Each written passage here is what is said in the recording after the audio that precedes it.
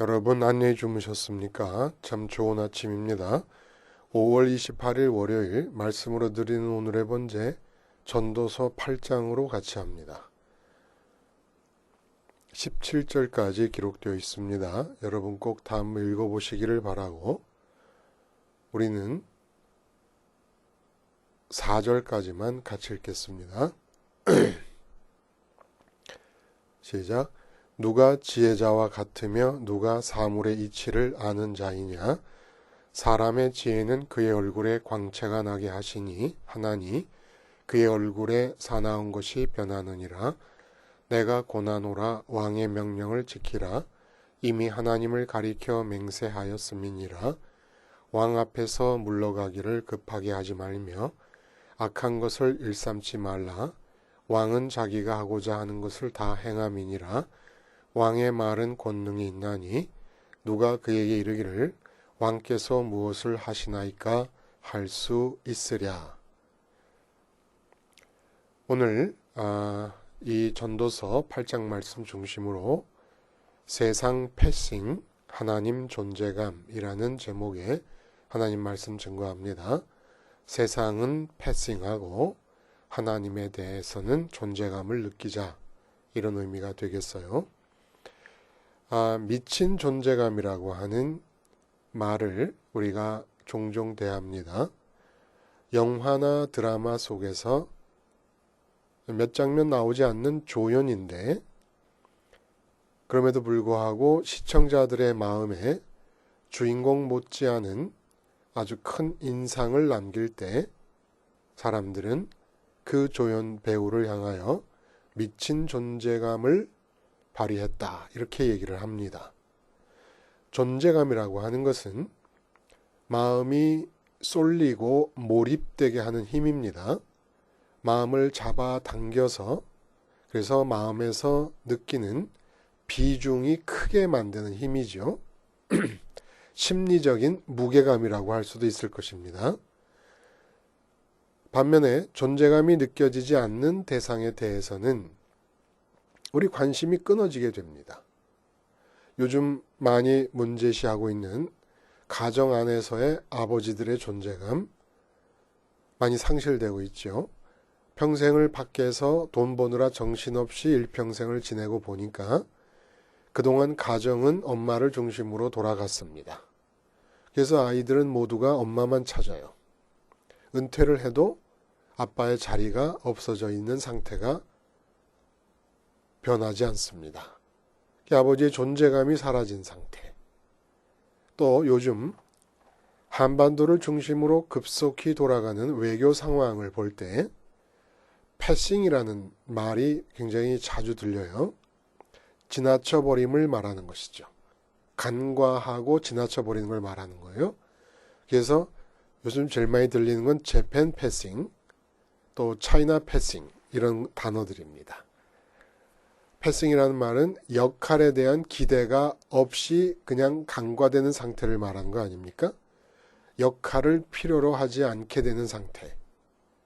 그래서 일본의 아베 총리, 중국의 시진핑 주석이 한반도 외교에서 패싱 당하지 않으려고, 그러니까 존재감을 살려내려고 아주 안간힘을 쓰고 있는 것을 볼 수 있습니다. 그런데 이미 일본의 언론들 자신도 일본 자국에 대한 한반도 외교에서의 위치에 대해서 자기들이 속담을 써서 표현을 해요. 모기장 밖에 모기다. 이미 밖으로 몰려났다. 패싱이 일어났다는 얘기겠죠. 한반도 중심의 외교 현안에 대해서 존재감을 발휘할 수 없는 상황이 되었음을 말하는 것입니다. 여러분, 살아있는 믿음이 뭘까요? 살아있는 믿음이라는 것은 언제나 눈뜨고 생활하는 동안에 가정에 있든지 직장에 있든지 장사를 하든지 사업을 하든지 거래처 직원을 만나든지 바이어를 만나든지 활성화되고 있는 믿음이 살아있는 믿음이에요. 지금 살아 움직이고 활성화되어 있는 믿음. 그러면 이 활성화된 믿음의 특징이 뭘까요? 보이지 않으시는 하나님에 대한 믿음 아닙니까? 하나님이 보이지 않으세요. 그리고 눈에는 보이는 많은 대상들이 시시각각 내 앞에 나타납니다. 이럴 때 어떤 대상이 내 눈앞에 보이는 대상으로 자리하고 있든지 간에 그 눈앞에 보이는 대상보다 하나님에 대해서 더 큰 존재감을 느끼는 것, 이게 바로 활성화된 믿음입니다. 한 교실에서도 특별히 우리 동창회 가보면 저 친구가 우리 반에 있었는지조차도 기억이 안 나는 그런 친구도 있어요. 존재감이 그 친구가 객관적으로 그런 비중이 없다는 뜻이 아니라 내 마음에 대해서만큼은, 그 친구를 무시한다는 게 아니라 내 마음에 대해서만큼은 심리적인 무게감이 느껴지지 않았다는 거예요. 그러니까 우리 반 친구였는지조차도 기억을 해낼 수 없는 그런 상태가 되지 않습니까?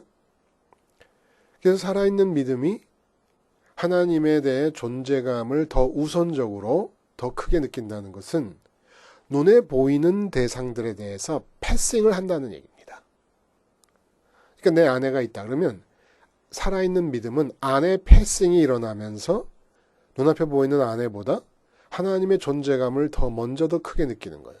남편에 대해서도 믿음이 있는 아내라면, 활성화된 믿음의 주인공이라면 남편 패싱이 일어나야 된다는 겁니다. 자녀를 마주 볼 때도 자녀 패싱이 일어나야 되고, 사업장에서도 사업 패싱이 일어나는 것이, 이게 그래서 하나님의 존재감이 더 우선적으로 내 마음에 느껴지는 것, 하나님의 심리적인 무게, 심리적인 비중이 눈앞에 보이는 그 어떤 것보다도 큰 상태, 이것이 바로 지금 살아있는 믿음이요, 믿음으로 사는 사람들이 바로 이렇게 하나님 존재감에 사로잡혀서 살아가는 사람들이라고 할 수 있다는 겁니다. 여기서 세상 존재감을 느끼면, 내 앞에 아내가 있고 남편이 있다 그래서 남편과 아내에 대해서 존재감을 느끼면 재팬 패싱이나 차이나 패싱처럼 하나님 패싱의 사건이 벌어지고 맙니다. 더 먼저 존재감을 느껴버렸어요. 남편에 대해서, 자식에 대해서, 돈 문제에 대해서, 건강 문제에 대해서. 건강 문제가 큰 존재감으로 닿습니다. 그럼 하나님 패싱이 일어나는 거예요. 이러면 어떤 일이 벌어지느냐? 이게 오늘 본문이 말해주고 있는 요지입니다. 세상의 존재감을 느끼고 동시에 하나님에 대한 패싱하는 거죠. 하나님이 패싱되면서 세상에 대한 존재감이 커질 때 그 세상에 대해서 느끼는 존재감은 반드시 내 마음에 부담으로 변한다라는 겁니다. 그래서 내 인생의 삶을 짐스러운 인생으로, 짐승스러운 게 아니라 짐스러운, 무거운 짐을 지게 하는 인생으로 바꿔준다는 겁니다. 반면에 하나님의 존재감을 강하게 느끼고 더 우선적으로 느끼면 이상한 신비로운 상황이 벌어지는데, 이 세상 그 어떤 것에 대해서도 짐스러움을 느끼지 않는다는 거예요. 힘이 들어가질 않는다는 겁니다. 깃털처럼 가볍게 인생살이를 해나갈 수 있게 된다는 거예요. 하나님의 존재감을 먼저 느끼게 되면. 세상 존재감은 부담으로 바뀌는데, 하나님 존재감은 나를 이 세상의 모든 짐으로부터 해방시켜 주시는 역사를 우리에게 허락하신다는 얘기입니다. 자, 1절을 보면 누가 지혜자와 같으며 누가 사물의 이치를 아는 자이냐? 사람의 지혜는 그의 얼굴에 광채가 나게 하나니 그의 얼굴에 사나운 것이 변하느니라. 그의 얼굴에 사나운 것이 변하느니라. 지금 이건 전도서가 아니라 꼭 잠언을 읽는 것 같은 느낌이 들어요. 이 말씀이 이제 오늘 이 8장 전체의 나머지 내용들을 이끌어주는 그런 역할을 합니다. 그러니까 지혜에 관한 얘기를 하는 거예요. 전도자가 해 아래 있는 모든 것들에 대한 허무함을 느끼는 가운데 지혜 얘기를 하는데, 여기서 말씀하는 이 지혜는 잠언서에 말씀하는 지혜와 같은 그런 내용의 지혜가 되겠습니다. 자, 그러면 지혜가 그 얼굴에 광채가 나게 한다. 그의 얼굴에 사나운 것이 변하느니라. 이게 무슨 뜻일까요? 지혜의 효용이 얼굴에 광채가 나게 하고 얼굴에 사나운 것을 변하게 해준다는 겁니다. 얼굴에 광채가 나게 한다는 것은 지혜가 하나님으로부터 끊임없이 내려오는 판단과 생각을 들으려는 마음의 상태입니다. 지혜는 어떤 문자화된 정보가 아니에요. 인포메이션이 아니에요. 어떤 지식이 아닙니다. 지혜는 듣는 마음이에요. 그러니까 하나님은 끊임없이 나를 향하여 강물이 흐르듯이 당신의 생각과 당신의 판단과 당신의 뜻을 흘려보내고 계십니다. 이렇게 하나님으로부터 내게로 흘러들어오는 이 흐름에 대해서 마음의 귀를 여는 것이에요. 그래서 하나님을 향하여 하늘로부터 땅으로 땅에 있는 나를 향해 흘러내려오는 흐름에 대하여 귀를 열고 있는 상태가 지혜의 상태입니다. 그럼 이것이 무엇을 뜻하느냐? 민수기 6장 25절에 보면은 여호와는 그의 얼굴을 너에게 비추사 은혜 베푸시기를 원하며 여호와는 그 얼굴을 너에게로 향하여 드사 평강 주시기를 원하노라. 이런 말씀이 있어요. 그리고 시편 4절에도 주의 얼굴을 내게 비추소서라는 말이 나오고 또 이사야서 40장에는 여호와를 앙망하는 자라는 말이 나옵니다. 결국 지혜가 하늘을 향하는 마음가짐을 말하는 거예요. 하늘을 향하는 마음가짐을 이사야 40장에서는 여호와를 앙망한다고 얘기하고 민수기 6장이나 시편 4편 같은 경우에서는 하나님의 얼굴이 내게 비춰져서 하나님의 얼굴을 마주하고 있는 것이라고 얘기하는 겁니다.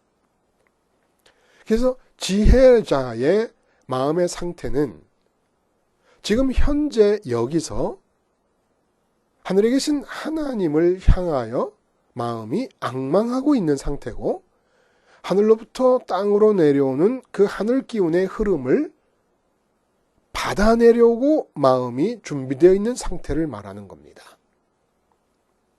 그렇게 하기 위해서는 이 땅에서 내 눈앞에 보이는 대상이 그것이 남편이든 아내든 자식이든 부모든 형제든 자매든 아니면 사업이든 장사든 내 건강 문제든 내 취직 문제든 내 결혼 문제든 그 어떤 것이든지 간에 그 모든 것들의 존재감이 패싱되면서 눈에 보이지 않으시는 하늘에 계신 하나님의 존재감이 우선적으로 마음에 자리 잡을 때 내 마음이 하늘과 연결이 될 수 있다는 겁니다.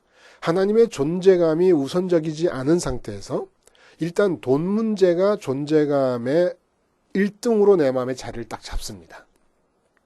돈이 없다는 상태가 미친 존재감을 발휘해갖고 내 마음을 사로잡아 버렸습니다. 그러면 이제 그 순간 돈 문제가 내 마음을 사로잡아서 존재감의 1등이 되는 순간에 하나님은 패싱되는 겁니다.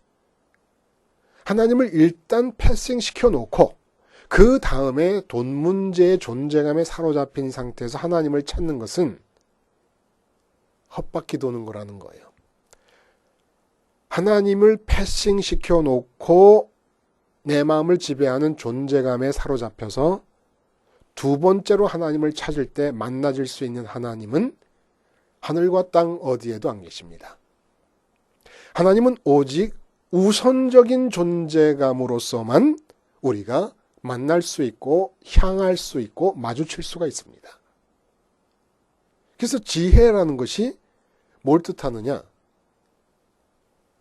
하나님을 향한 지금 눈에 보이지 않지만 지금 여기서 하나님의 존재감을 최우선시하는 마음 상태가 지혜의 마음 상태라는 거예요. 그렇기 때문에 하나님을 향해 있기 때문에 그 얼굴에서 광채가 난다는 얘기입니다. 하나님께서 은혜 주시고 평강을 주실 수밖에 없기 때문에 너희를 향한 나의 생각을 내가 아노니 예레미야서의 말씀이에요. 재앙이 아니라 평강이라. 하나님이 나를 향하고 내가 하나님을 향해서 하나님의 얼굴과 나의 얼굴이 면대면되고 하나님의 시선과 나의 시선이 마주치게 될 때, 그래서 이 시선과 시선이 끊임이 없이 흐르고 흐를 때 내게 임하는 것은 평강이고 은혜라는 겁니다. 그러면 얼굴에 광채가 난다는 거예요. 그러면 얼굴에 사나운 것이 변하게 한다는 건 무슨 뜻일까요? 사나운 것이라는 말은 히브리어로 오즈라고 하는 단어입니다. 이 오즈라는 것은 강한 힘을 뜻하는 거예요. 그러니까 얼굴의 사나운 것이 변하게 하느니라 해서 얼굴에 사나운 것은 얼굴에 아주 얼굴이 굳어질 정도로 강력한 힘이 배어 보인다는 얘기입니다. 그럼 왜 도대체 얼굴에 강한 힘이 배어 보였을까요? 지혜자의 상태가 되기 전에 지혜자로서의 마음을 가지니까 얼굴에 배어있던 강한 힘이 사라져버렸습니다. 그럼 그전에는 왜 이렇게 강한 힘이 나타나는 겁니까? 언제 어디서든지 내 눈앞에 보이는 것들에 대해서 보이진 않지만 언제 어디서든지 내 앞에 계신 하나님보다 더 우선적인 존재감을 느낀 겁니다. 마치 드라마 속에서 주인공보다도 조연의 연기에 반해서 조연의 무게감이, 조연의 존재감이 더 먼저 느껴지는 것처럼 그렇게 보이지 않으신다는 이유 하나 때문에, 보인다는 장점 때문에 그 보이는 것들에 대해서 하나님을 패싱하면서 우선적인 존재감을 느끼게 되면 그 존재감을 느끼게 되는 것들은 모두 다 부담으로 변합니다. 내가 짊어져야 될 것들로 변하게 된다는 거예요. 이게 부담으로 변하니까 어떡합니까? 힘을 써야 됩니다. 내가 판단해야 됩니다. 내가 생각해야 됩니다. 내가 계획해야 됩니다. 내가 추진해야 됩니다. 내가 결과를 따져봐야 됩니다. 결과에 대해서 내가 책임져야 됩니다. 인생이 처음부터 끝까지가 다 부담이 되어버리는 겁니다. 그래서 얼굴에 사나운 모습이 얼굴에 밴 사나운 게 뭐예요? 강한 힘이 얼굴에 빡 들어가 있을 수밖에 없다는 겁니다. 그래서 주님께서 수고하고 무거운 짐진 자들이라는 말씀을 하세요. 내가 너희를 쉬게 할 테니까 나한테로 오라. 수고하고 무거운 짐진 자들. 왜 수고하고 무겁게 됩니까? 간단해요. 별다른 이유가 있어서가 아닙니다.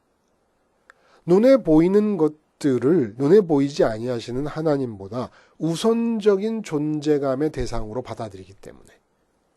자식이 눈앞에 있으면 자식에 대한 존재감을 느껴서는 안 돼요. 그 상황에서는 하나님에 대한 존재감을 느끼면 돼요. 하나님에 대한 존재감을 느끼면 자식에 대해서는 하나님의 은혜가 임하면서 하나님의 은혜가 자식을 끌고 가는 거예요. 부모가 간섭할 수 있는 분량이 나이가 들수록 줄어들지 않습니까?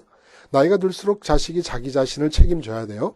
그런데 부모가 책임감을 느끼고 관여할 수 있을 정도가 허락되는 것만큼 하나님이 관여하실 수 있다는 거예요. 그러니까 어릴 때부터 그 어여쁘고 눈에 넣어도 아프지 않은 자식이지만 그 자식보다도 눈에 보이지 않는 하나님에 대해서 존재감을 더 강하게 느꼈으면, 그러면 내 자식에 대해서는 하나님께서 은혜로 책임지시는 인도하심이 일어난다는 겁니다.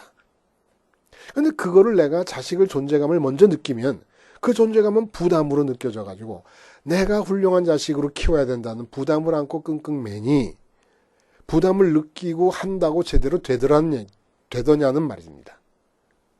이게 얼마나 힘들겠냐는 거예요.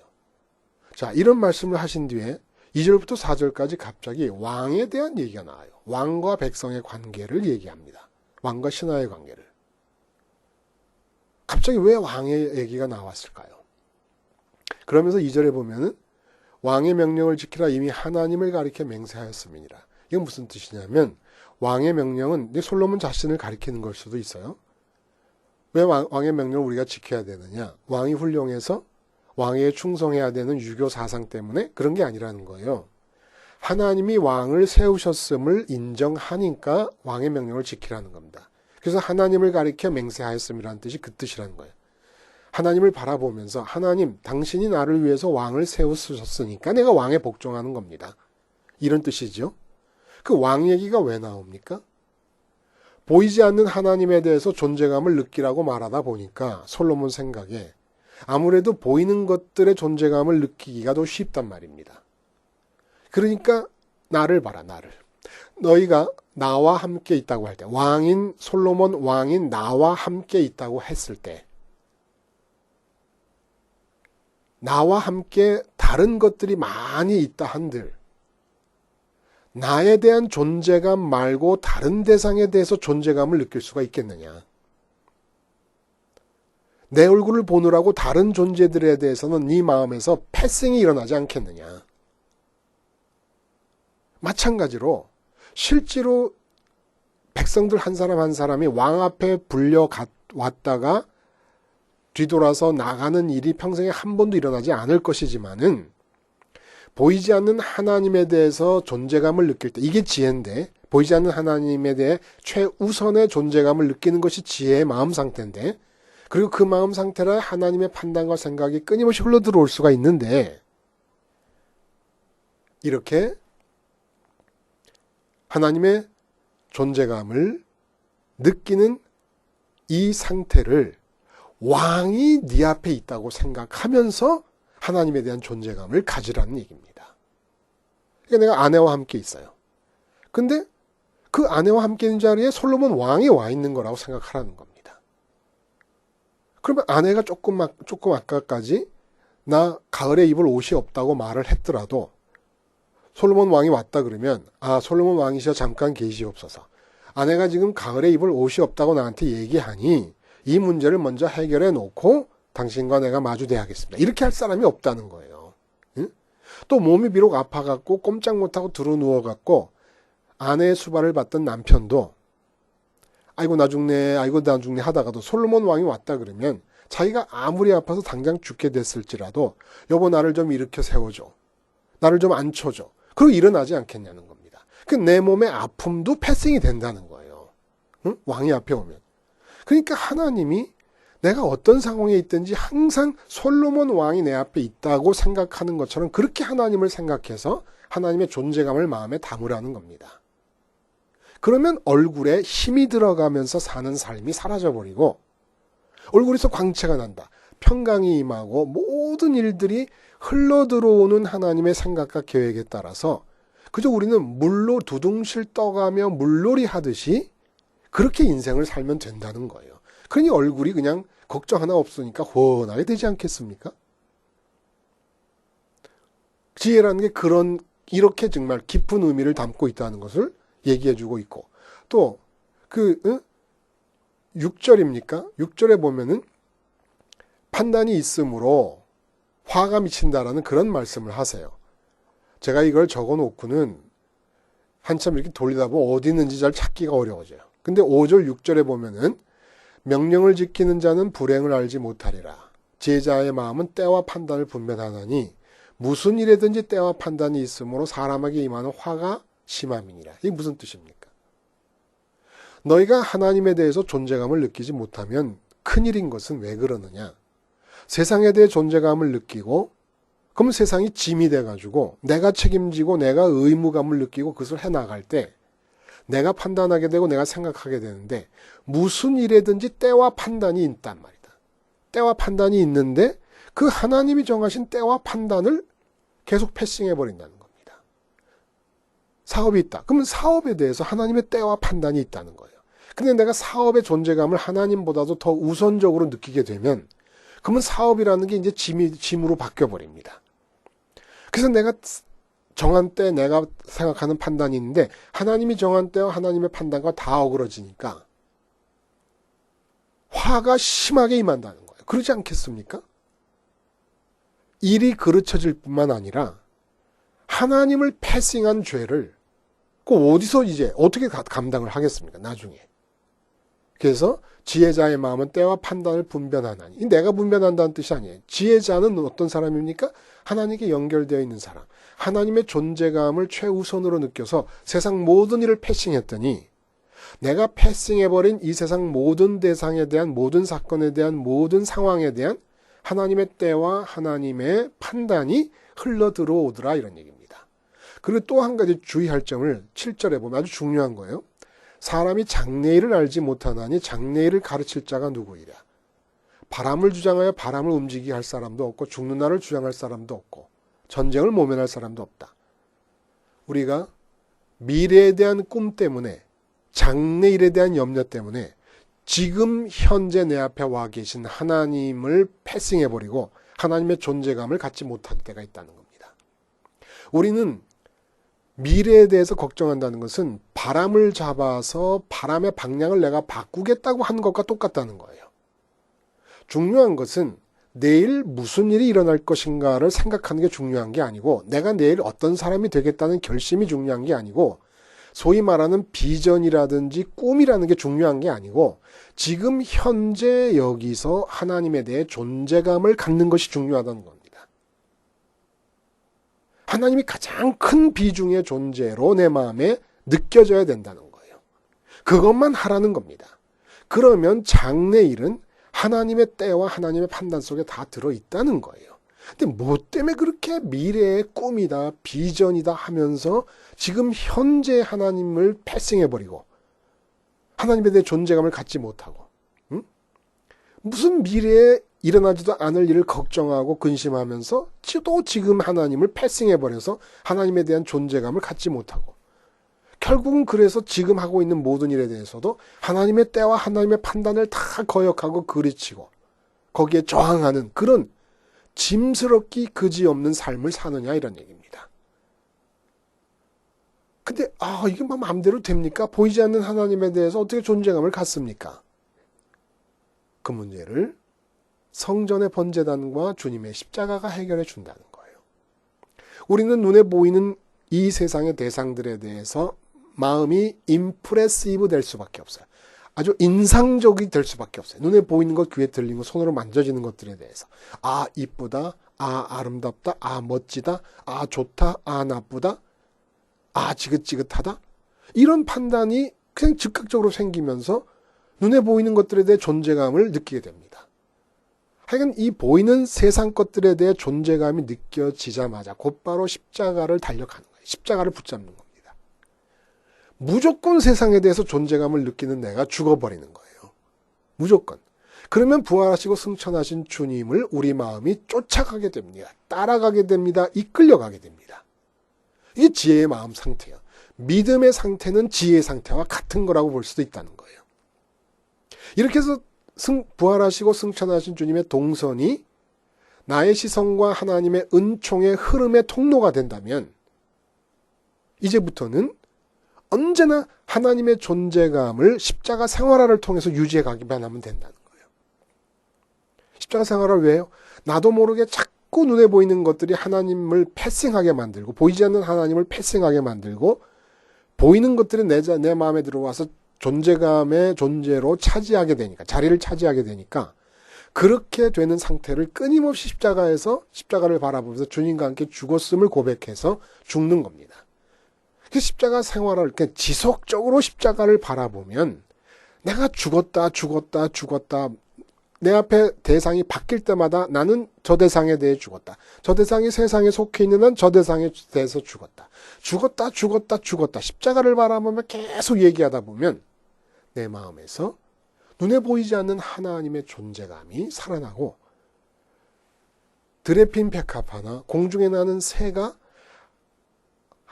하나님의 손에 움직여지는 것을 보게 되고 하나님의 손을 보며 하나님을 보게 됩니다.